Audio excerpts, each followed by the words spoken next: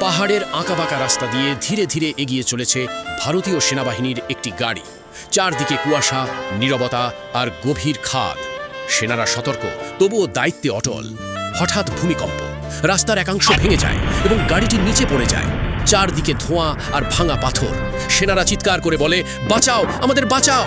ঠিক তখনই দূর থেকে ভারী পায়ের শব্দ শোনা যায়।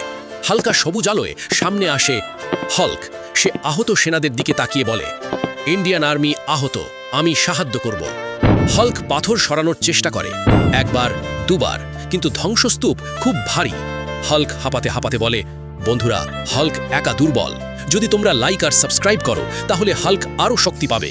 তাড়াতাড়ি লাইক সাবস্ক্রাইব করো। এক মুহূর্তের নীরবতা, তারপর হল্ক গভীর শ্বাস নিয়ে বলে, ইন্ডিয়ান আর্মির জন্য শক্তিশালী হব। হল্ক পুরো শক্তি দিয়ে পাথর সরায় এবং আহত সেনাদের নিরাপদ জায়গায় নিয়ে আসে। একজন অফিসার চোখ ভেজা অবস্থায় বলে, আজ তুমি আমাদের রক্ষা করলে, তুমি আমাদের হিরো। হল্ক ধীরে বলে, আমি তাদের রক্ষা করি যারা দেশের রক্ষা করে। শেষে হেলিকপ্টার আসে এবং সেনাদের উদ্ধার করা হয়। দূর থেকে হল্ক স্যালিউট করে। আজ ইন্ডিয়ান আর্মি এবং হল্কের জন্য ভিডিওতে লাইক ও সাবস্ক্রাইব অবশ্যই করুন।